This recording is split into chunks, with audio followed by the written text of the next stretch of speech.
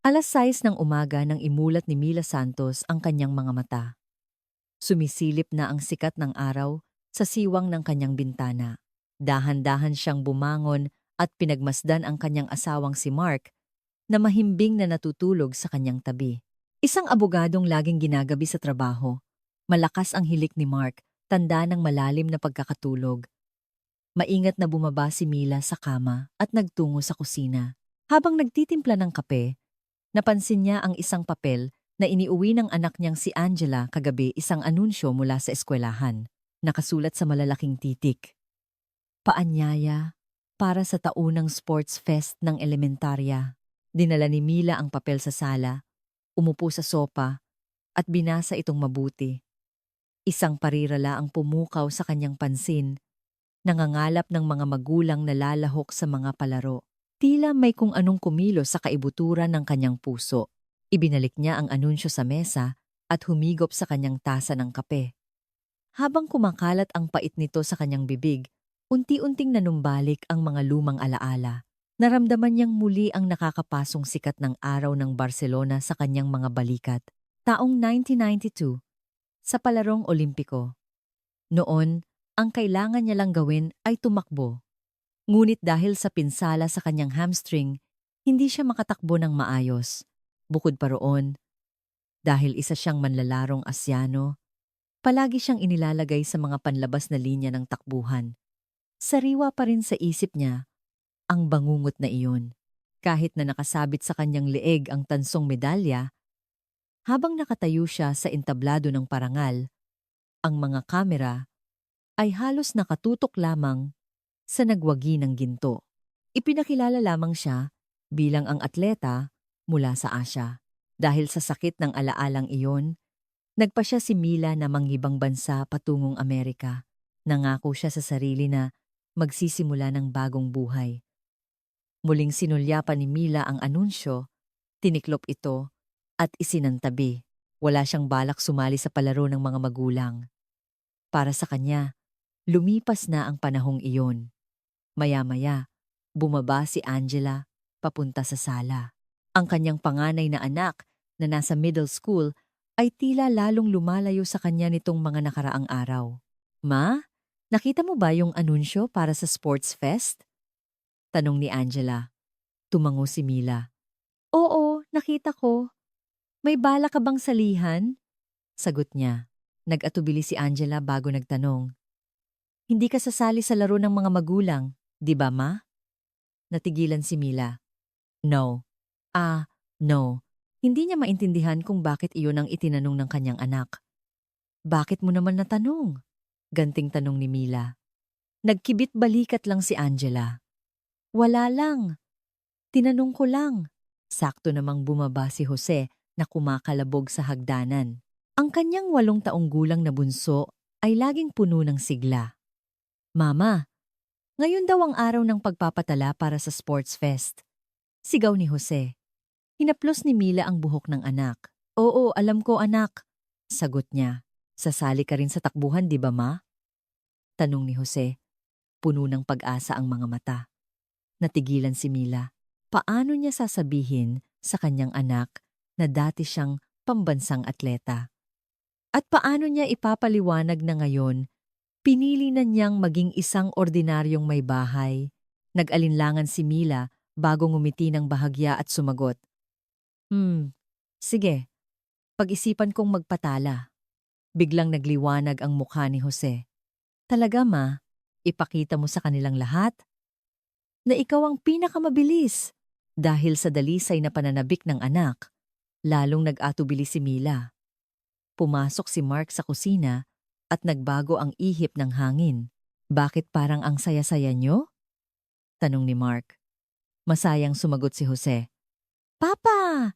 Sasali daw si Mama sa takbuhan sa sports fest. Napakunot ang noo ni Mark habang nagsasali ng kape. Takbuhan? Tumingin siya kay Mila. Kailangan mo ba talagang sumali? Parang hindi maganda tingnan na masyadong nakikialam ang magulang sa sports fest ng mga bata. Dahil sa paputol-putol na pananalita ni Mark, nanikip ang dibdib ni Mila. Ganoon naman palagi ang kanyang asawa. Walang gaanong interes sa kanyang nakaraan o sa kanyang nararamdaman. Para lang mapasaya ang mga bata, mahinahong sagot ni Mila. Nakiramdam si Angela at nagsalita. Ma, huwag mo nang pilitin ang sarili mo. Baka mapano ka pa. Lalong nasaktan si Mila sa sinabi ng anak, ngunit hindi niya ito ipinahalata. Sa bagay, para sa kanyang mga anak, isa lamang siyang Pilipinang ina na mahusay lang magluto ng adobo. Pagkatapos ihatid ang mga bata sa eskwela, dumaan si Mila sa isang supermarket sa kanilang lugar. Habang namimili, napadaan siya sa tapat ng isang tindahan ng sapatos. Ang mga running shoes na nakadisplay sa salamin ay kumikinang sa ilalim ng sikat ng araw. Huminto si Mila sandali at pinagmasdan ang mga sapatos. Naalala niya ang mga spike shoes na halos araw-araw niyang isinusuot noon. Tatalikod na sana siya para magpatuloy sa paglalakad nang hindi niya namalayan pumasok na pala siya sa loob ng tindahan. "Welcome po!" Masiglang bati ng isang batang empleyado. Nag-alinlangan si Mila bago sinabing gusto niyang tumingin ng mga running shoes. Magiliw na ipinakita ng empleyado ang iba't ibang uri habang nagpapaliwanag. Sikat po ang modelong ito ngayon. Maganda ang cushioning, kaya hindi gaanong mabigat sa tuhod. Dinampot ni Mila ang isang pares. Magaan ngunit matibay ang pakiramdam nito sa kanyang mga kamay. "Subukan niyo pong isuot," alok ng empleyado. Nag-atubili si Mila, ngunit isinukat din niya ito. Matagal na panahon na mula nang huli siyang magsuot ng running shoes, ngunit sakto ito sa kanyang paa. Habang nakatayo sa harap ng salamin at tinitingnan ang sarili, kakaiba ang naging kislap sa kanyang mga mata. "Bibilhin ko ba o hindi?" Bulong ni Mila sa sarili. Marami na siyang sapatos sa bahay. Kailangan pa ba niya ng bago? Ngunit sa isang sulok ng kanyang isipan, tila nakapagdesisyon na siya. "Ito na ang kukunin ko," sabi ni Mila. Habang pauwi, hindi maalis ni Mila ang tingin sa paper bag na naglalaman ng sapatos. "Bakit ko ba ito binili? Sasali ba talaga ako sa sports fest?" Naglalaro ang mga tanong na ito sa kanyang isipan. Ang totoo, hindi rin niya alam. Sinunod niya lang ang idinikta ng kanyang puso. Pagdating sa bahay, itinago niya ang paper bag sa pinakailalim ng kanyang aparador. Wala pa siyang balak sabihin sa kanyang pamilya. Balak niyang isuot ito mamayang gabi kapag tulog na ang lahat at haharap siyang muli sa salamin para harapin ang kanyang dating sarili. Habang naghahanda ng hapunan, ang isip ni Mila ay nasa mga bago niyang sapatos pa rin. 2 linggo pa bago ang sports fest. Magkakaroon kaya siya ng lakas ng loob hanggang sa araw na iyon? "Anong ginawa mo buong araw?" tanong ni Mark pag-uwi nito mula sa trabaho. "Namalengke lang at nag-asikaso ng bahay," sagot ni Mila. Totoo naman iyon, ngunit pakiramdam niya ay may itinatago siya. Lumampas na ang 10:00 ng gabi bago tumahimik ang buong bahay. Si Mark ay nagtatrabaho sa kanyang study at tulog na ang mga bata. Dahan-dahang naglakad si Mila papunta sa aparador at kinuha ang mga running shoes na binili niya kanina. Kumakabog ang kanyang dibdib. Bakit ba siya kinakabahan ng ganito? Isinuot niya ang mga sapatos sa loob ng banyo. Habang tinitingnan ang sarili sa salamin, tila unti-unting lumilitaw ang dating si Mila Santos, ang pambansang atleta. Maingat niyang binuksan ang pinto ng banyo at lumabas sa sala.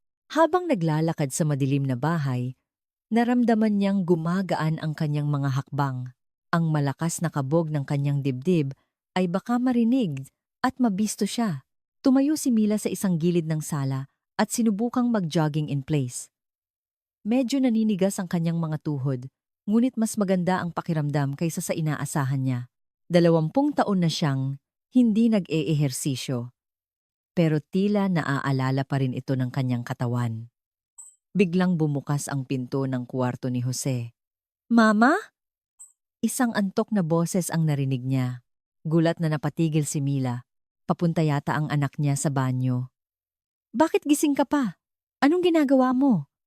tanong ni Jose. "Ah, nag-eehersisyo lang ako ng kaunti," alanganing sagot ni Mila. Napadako ang mga mata ni Jose sa sapatos ng ina. Wow! Bago yung sapatos mo. Sasali ka na ba talaga sa sports fest? Kumislap ang mga mata ng bata. Itinapat ni Mila ang daliri sa kanyang bibig.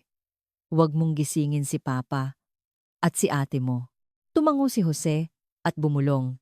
Secret lang natin, ha? Hindi ko pa sigurado. Pinag-iisipan ko pa. Tapat na sagot ni Mila.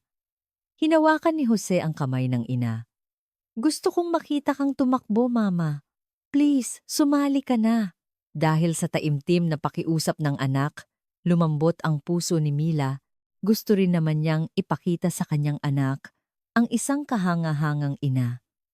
Makalipas ang 2 araw, mayroong pagpupulong sa eskwelahan tungkol sa mga paghahanda para sa sports fest. Maingat na dumalo si Mila. Pagpasok niya sa auditorium, marami ng mga magulang ang nandoon. Karamihan ay mga Amerikano at halos walang Asyanong tulad niya.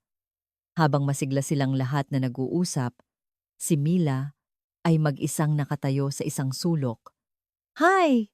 Bati ng isang lumapit sa kanya.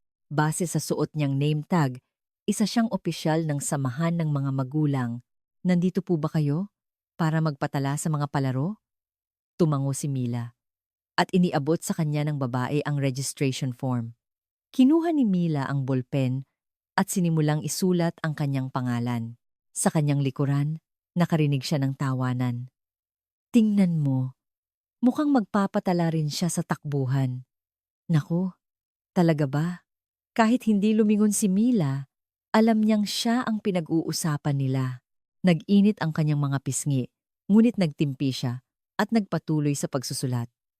Miranda, halika rito! Tawag ng isang babae. Naalala ni Mila ang pangalang iyon. Narinig niyang manugang daw ito ng may-ari ng eskwelahan. Lumapit si Miranda sa direksyon ni Mila. Hello, ngayon lang kita nakita. Bati ni Miranda, ngunit may kakaibang himig sa kanyang boses. Ang hirap kaya ng mga palarong ganyan, lalo na sa edad natin. Sabi ni Miranda, habang sinusuri si Mila mula ulo hanggang paa. At saka, hindi naman kasing bilis ng mga kanluranin ang pangangatawan nating mga Asyano, di ba? Dahil sa sinabi ni Miranda, mahinang nagtawanan ang mga taong nakapaligid sa kanila. Pakiramdam ni Mila ay nag-aapoy ang kanyang mukha. Ngunit hindi siya nagpakita ng anumang reaksyon at simpleng nilagdaan ang registration form. Ito lang po ba ang kailangan? Tanong ni Mila. Kinuha ito ng opisyal. Opo, okay na po. Magkita na lang po tayo sa araw ng sports fest. Habang papalabas ng auditorium si Mila, narinig niya ang usapan ni Miranda at ng iba pang mga ina sa kanyang likuran. Bakit kaya siya sasali? Kawawa naman. Mapapahiya lang siya. Binilisan ni Mila ang kanyang paglakad. Mabigat ang kanyang dibdib. Pauwi? Nadaanan ni Mila ang isang parke. May mga taong nagjo-jogging. Hindi niya namalayan. Dinala siya roon ng kanyang mga paa. Umupo siya sa isang bench at pinanood sila. Dati, ganito rin siya. Malayang tumatakbo. Kinagabihan. Hindi makatulog si Mila. Paulit-ulit na tumatakbo sa isip niya ang sinabi ni Miranda. Hindi naman kasing bilis ng mga kanluranin ang pangangatawan nating mga Asyano. Mga salitang narinig na rin niya noong nasa Barcelona Olympics siya. Noon, pinatunayan niya sa pamamagitan ng kanyang galing na mali sila.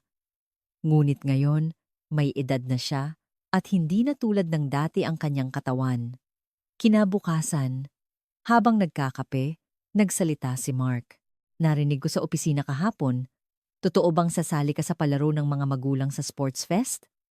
Nagulat si Mila. Kumalat na pala ang balita. Sinong nagsabi? Yung nakilala ko sa party ng kumpanya noon, doon din pala nag-aaral ang anak niya. Hindi maganda ang mga sinasabi niya tungkol dito. Lalong bumigat ang loob ni Mila. Anong sabi niya? Nagbuklat ng dyaryo si Mark at sumagot. Ayun, parang padalos-dalos daw. Baka mapahiya ka lang at madamay pa ang mga bata. Tahimik na naghanda ng almusal si Mila.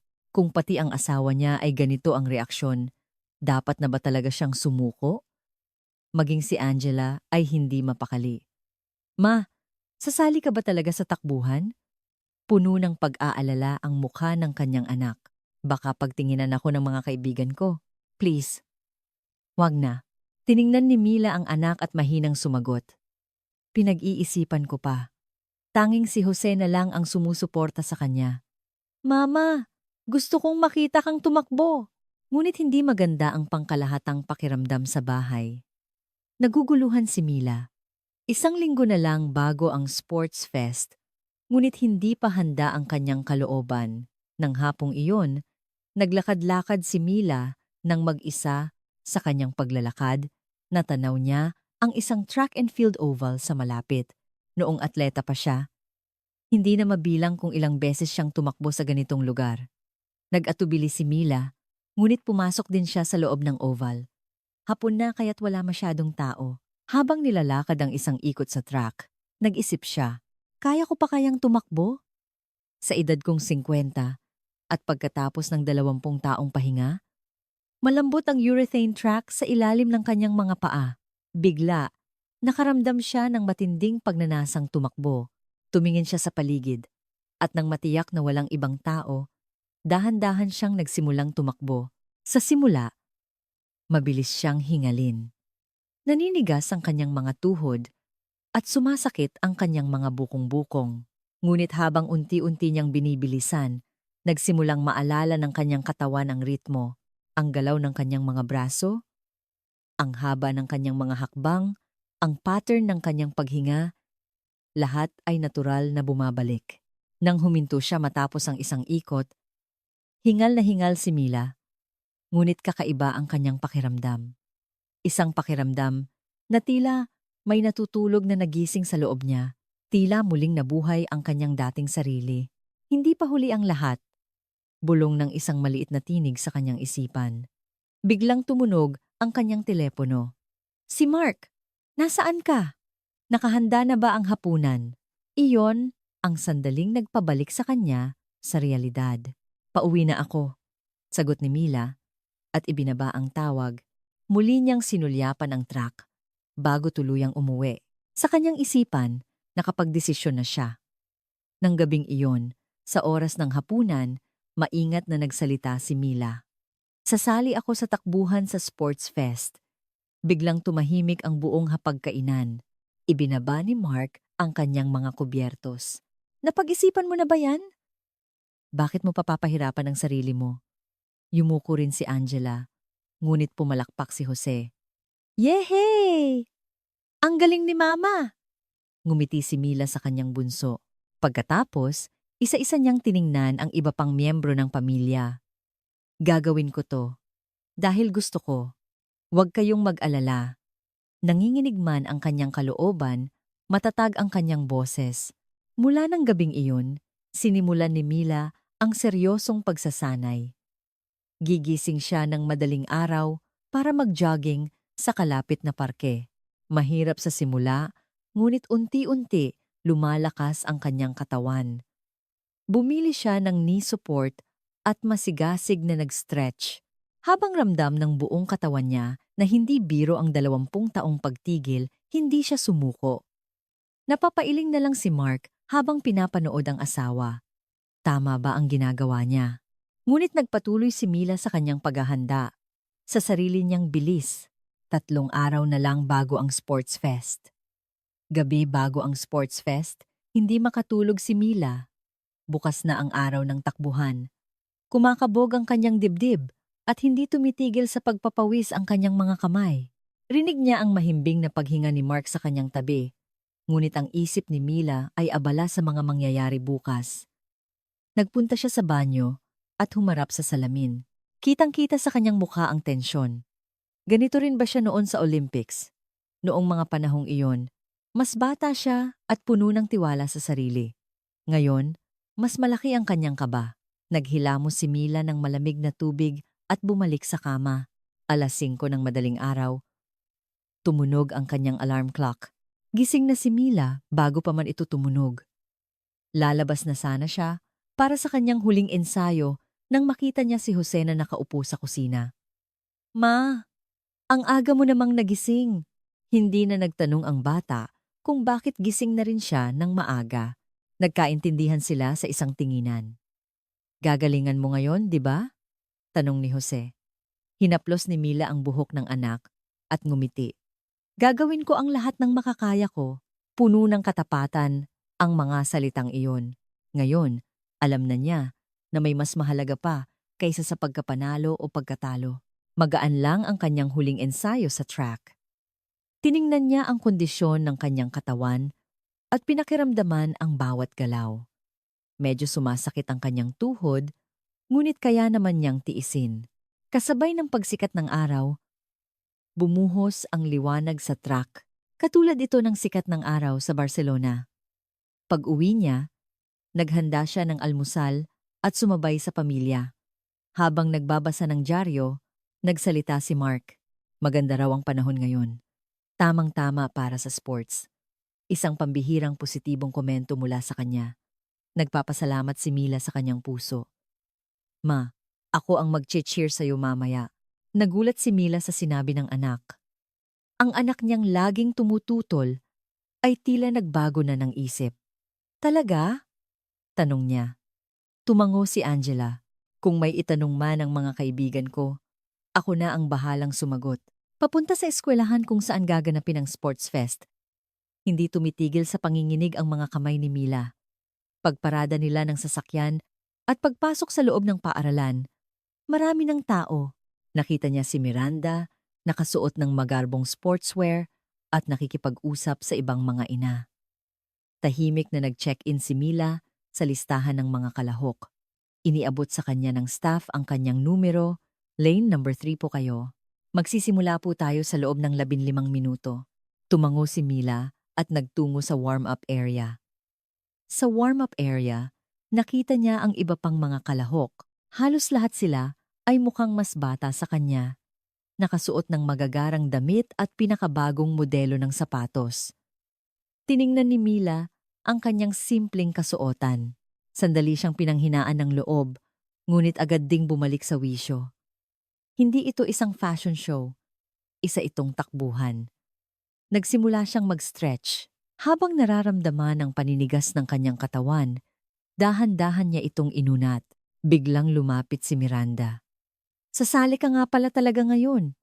May himig pa rin ng pangungutya ang boses ni Miranda. Mag-iingat ka, baka mapilayan ka. Mahal ang bayad sa ospital. Hindi sumagot si Mila at nagpatuloy sa pag-stretch. Tinawag ni Miranda ang ibang mga ina at nagbulungan sila. Tingnan nyo, tatakbo nga talaga siya. Tingnan natin kung anong mangyayari. Sinubukan ni Mila na huwag pansinin ang mga salita. Ngunit patuloy itong pumapasok sa kanyang tainga. Lahat po ng kalahok pumunta na sa starting line. Anunsyo mula sa sound system. Dumating na ang oras. Huminga ng malalim si Mila at nagtungo sa track. Mula sa bleachers, narinig niya ang sigaw ni Jose. Go, Mama! Fighting! Nakita rin niya si Mark at si Angela. Pumwesto si Mila sa lane number 3 at inihanda ang sarili sa panimulang posisyon. Handa nang pumito ang referee. Ipinikit ni Mila ang kanyang mga mata at sandaling nag-meditate ang track sa Barcelona. Ang kanyang dating sarili, ngunit iba ngayon. Ngayon, tatakbo siya sa harap ng kanyang pamilya para sa kanyang sarili. PRRRRT. Tumunog ang pito. Sa isang iglap, nawala ang lahat ng ingay. Sa mundo ni Mila, ang tanging naririnig niya ay ang kanyang paghinga at ang tunog ng kanyang mga yabag. Sa unang 20 metro, nauuna ang ibang mga mananakbo. Mabagal ang simula ni Mila. Ramdam niya ang 20 taong paghinto, ngunit hindi siya nagmadali. Pinanatili niya ang sariling bilis at unti-unting bumilis. Nahanap ng kanyang katawan ang dati nitong ritmo.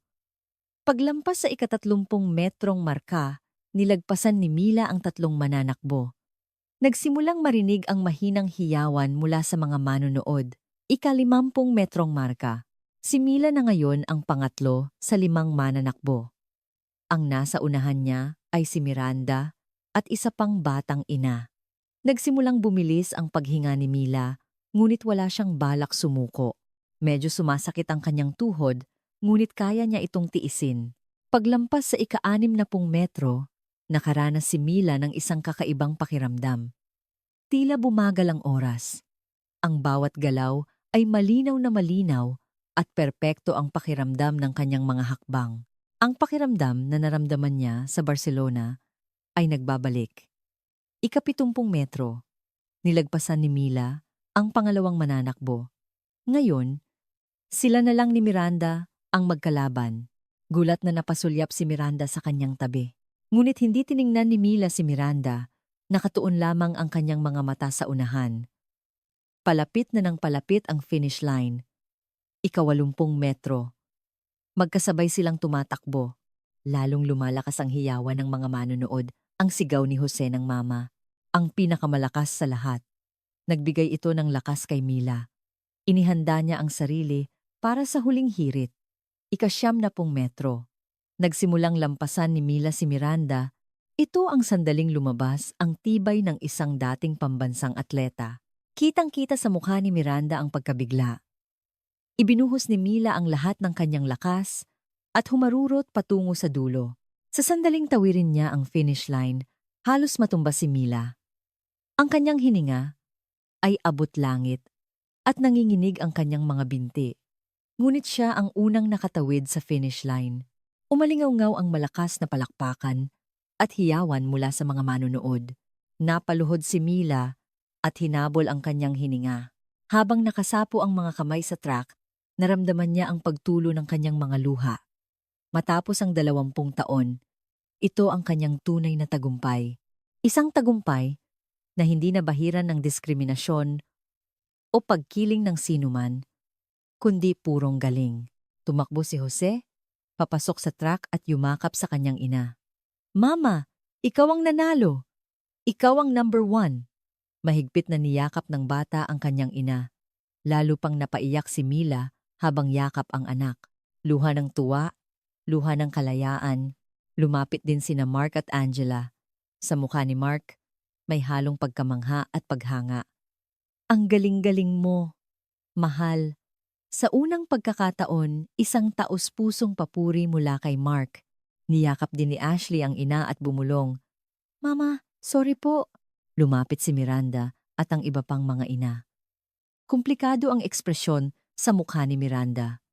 Naghahalo ang kompetisyon, pagkabigla, at paggalang. "Ang bilis mo," sabi ni Miranda. Iba na ang tono ng kanyang boses. "Mayroon po akong sasabihin sa inyo," sabi ni Mila habang naghahabol ng hininga. "Dati po akong pambansang atleta. Bronze medalist po ako sa Barcelona Olympics." Dahil sa sinabi niya, nabigla ang lahat ng nakapaligid. "Ngunit ngayon, tumakbo po ako bilang isang ina." Patuloy ni Mila, "Gusto kong ipakita sa mga anak ko na hindi dapat sumuko." Pagkatapos niyang magsalita at tumayo, mas malakas na palakpakan ang umalingaw-ngaw. Mabilis na lumipas ang natitirang oras ng Sports Fest. Masayang nag-enjoy si Mila kasama ang kanyang pamilya. At sa unang pagkakataon sa mahabang panahon, gumaan ang kanyang pakiramdam. Hindi na niya kailangang itago ang kanyang nakaraan. At may lakas na siyang sabihin kung sino talaga siya. Pauwi. Iba na ang kapaligiran sa loob ng sasakyan. Habang nagmamaneho si Mark, ilang beses siyang sumulyap kay Mila sa rearview mirror.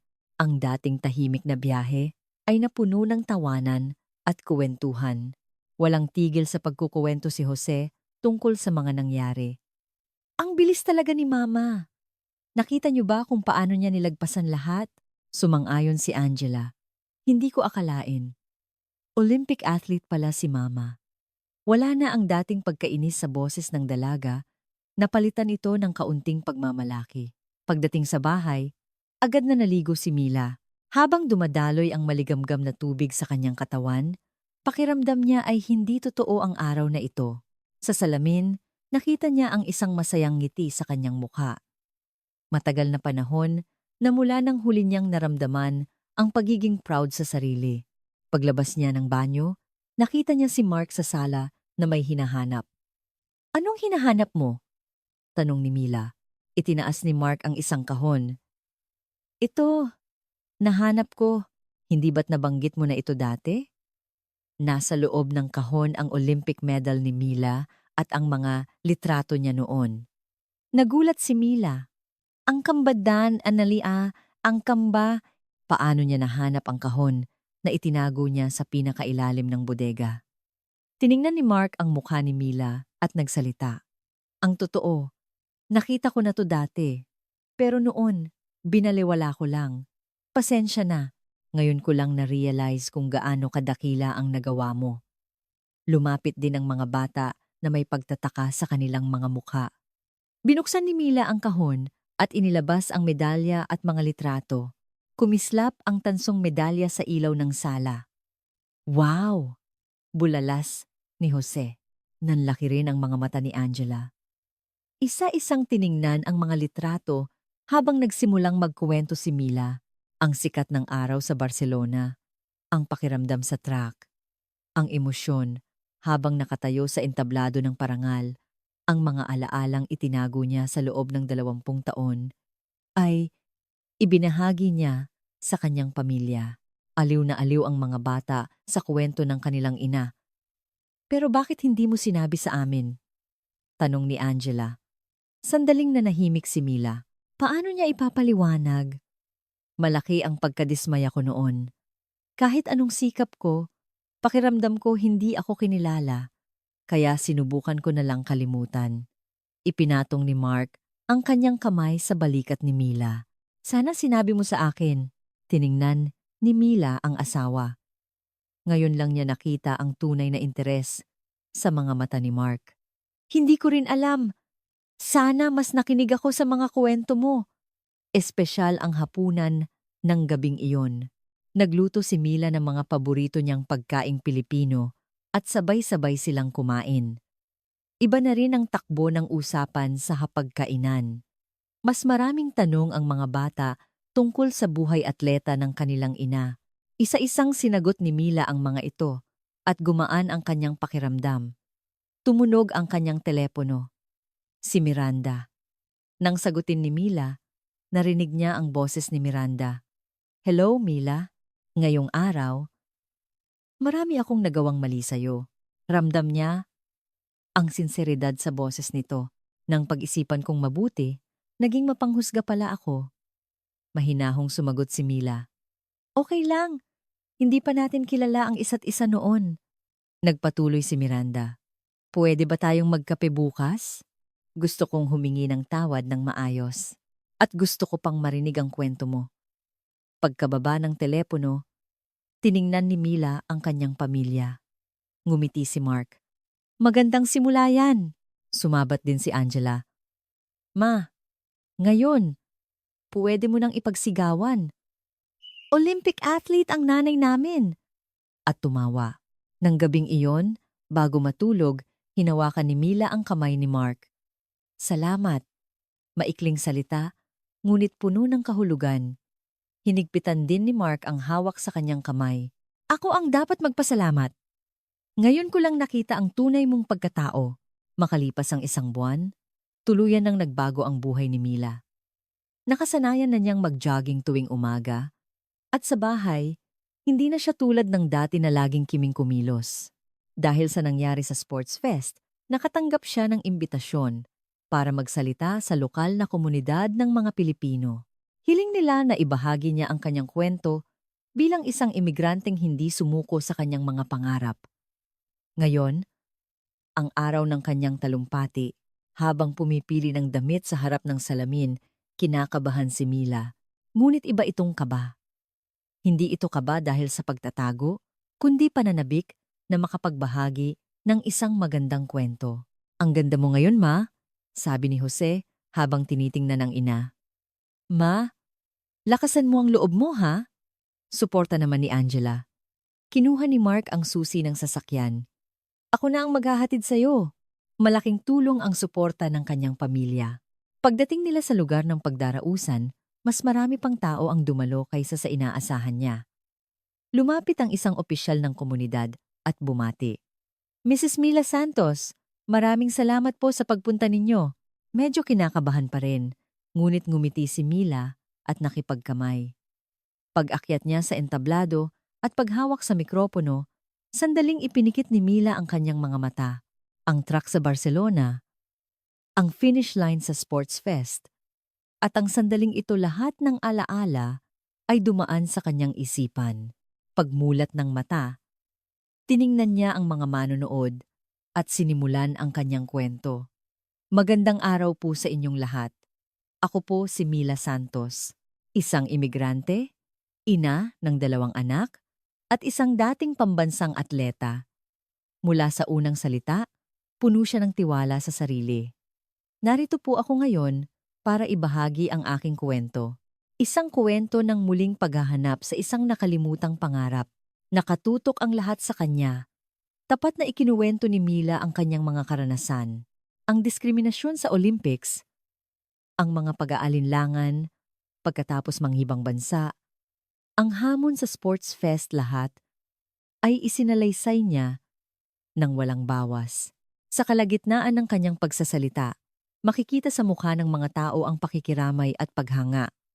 Ang mahalaga ay hindi ang edad o ang kapaligiran, kundi ang pusong hindi sumusuko, sabi ni Mila. Gusto kong ipakita sa aming mga anak na maging ang isang ina ay kayang harapin ang anumang hamon. Pagkatapos ng kanyang huling salita, umalingaw-ngaw ang palakpakan. Sa oras ng tanong at sagot, isang batang babae ang nagtaas ng kamay. Bago lang din po akong imigrante rito. May mga pagkakataon po na gusto ko nang sumuko. Paano niyo po ito nalampasan? Seryosong sumagot ang pagkilala na ang iyong nakaraan at kasalukuyan ay parehong mahalaga. Paglabas niya, nakasalubong niya si Miranda. Nakakagulat, nakikinig din pala ito sa kanyang talumpati. Mila, nakakaantig ang kwento mo, sabi ni Miranda nang may tunay na paghanga. Marami akong natutunan. Mula ngayon, sisikapin kong maging mas bukas ang isipan. Pauwi, nakatingin si Mila sa labas ng bintana. Ang papalubog na araw ng tag-araw ay napakaganda. Sunod-sunod ang pagpasok ng mga mensahe sa kanyang telepono mula sa mga kakilalang nakapanood ng kanyang talumpati. Napuno ng saya ang kanyang puso. Pagdating sa bahay, naghihintay ang kanyang pamilya. Tumakbo si Jose at yumakap. Mama, kumusta? Tanong niya. Sabi ng mga kaibigan ko, napanood daw nila ang speech mo, ma. Proud na proud daw sila. Sabi ni Angela. Iniabot ni Mark ang isang pumpon ng bulaklak. I'm proud of you, Mila. Nang gabing iyon, nagtipon ang buong pamilya sa sala at nagkuwentuhan. Tiningnan ni Mila ang kanyang mga anak. May natutunan si Mama ngayon. Huwag tayong magtago. Dapat harapin natin ang buhay ng may taas noo. Tumango si Jose. Paglaki ko, gusto kong maging tulad mo, Mama. Sa labas ng bintana, kumikislap ang mga bituin. Habang pinagmamasdan ng mga ito, naisip ni Mila. Hindi na niya kailangang itago ang kanyang nakaraan. Malaya na siyang mamuhay bilang kanyang tunay na sarili. Ang maliit na hamon na nagsimula sa track ng Sports Fest ay naging isang malaking pagbabago sa kanyang buhay. Hinawakan ni Mark ang kamay ni Mila. Ito na ang bagong simula natin. Ngumiti si Mila sa asawa. Oo, at sa pagkakataong ito ang tunay kong gintong medalya. Napuno ng tawanan ang kanilang sala. Isang masayang sandali para sa buong pamilya na sana'y magtagal ng mahabang panahon